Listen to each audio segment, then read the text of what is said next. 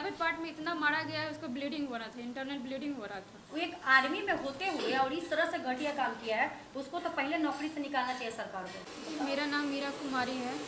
मेरे और मेरी बहन के साथ मेरे चाचा के बड़े लड़के ने, प्रवीण कुमार और प्रेम कुमार ने 3 तारीख को बहुत बेरहमी से मेरे बहन के साथ मारपीट किया।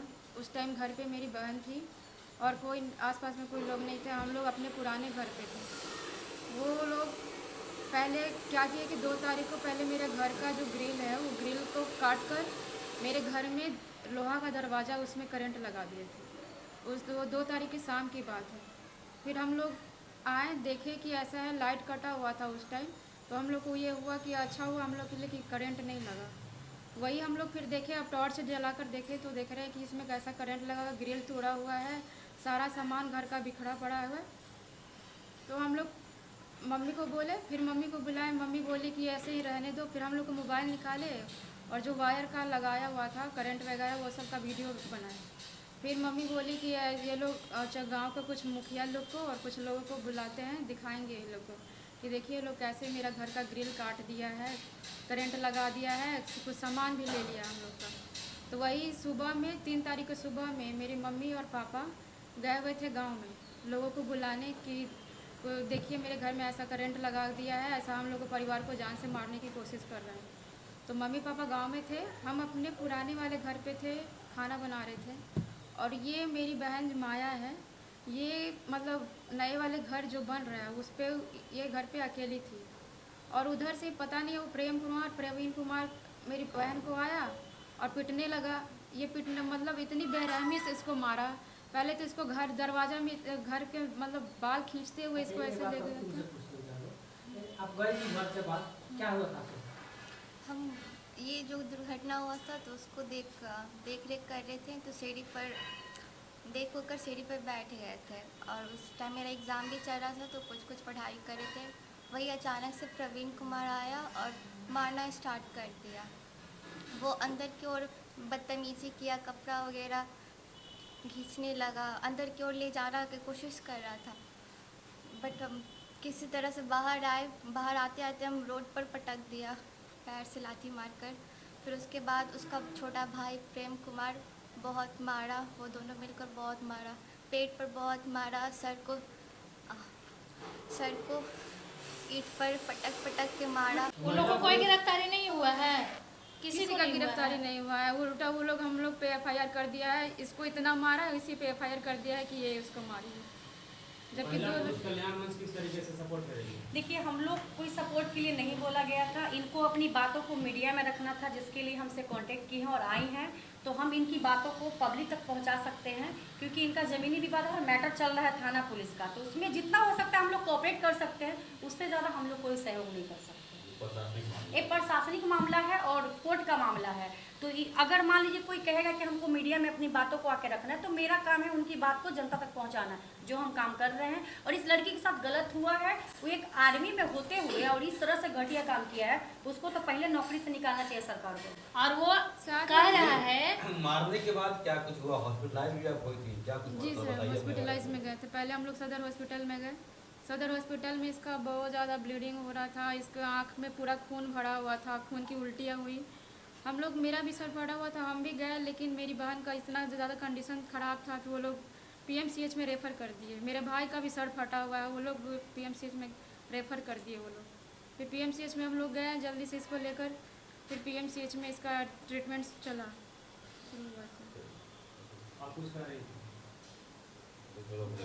सर। मेरा इतना कहना है कि अगर उन लोग को प्रॉब्लम था मेरे घर से या फिर मेरे ज़मीन से, तो वो लोग मेरे मम्मी पापा से बात करते। मेरे मम्मी पापा नहीं थे, वो लोग ग्रिल काट दिया, हम लोग घर में करंट लगा दिया। मतलब वो लोग क्या चाहता है, हम लोग ये उन लोग से जहाँ सवाल करना चाहते हैं सर। अगर तुम कुछ भी उन लोग को प्रॉब्लम था तो भाई था आपका? मेरा चाचा का बेटा है दोनों। और उसने केस किया इस बच्ची पे कि इसने उसको मारा है, उस लड़के को। हाँ, तो एक लड़की 2 लड़के को या एक लड़के को नहीं मार सकती है।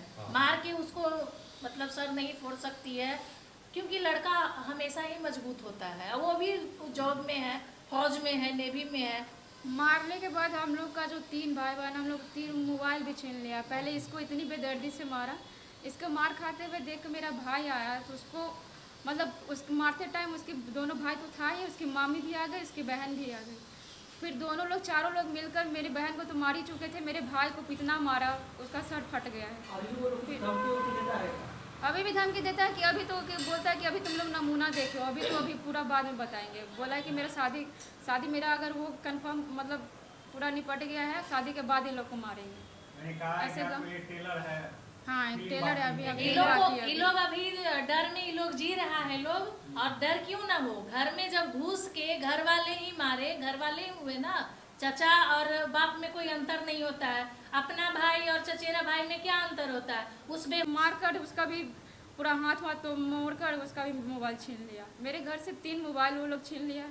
मारपीट के दौरान मेरी बहन का ईयररिंग जो था वो ईयररिंग गोल्ड का था, वो भी ले लिया है।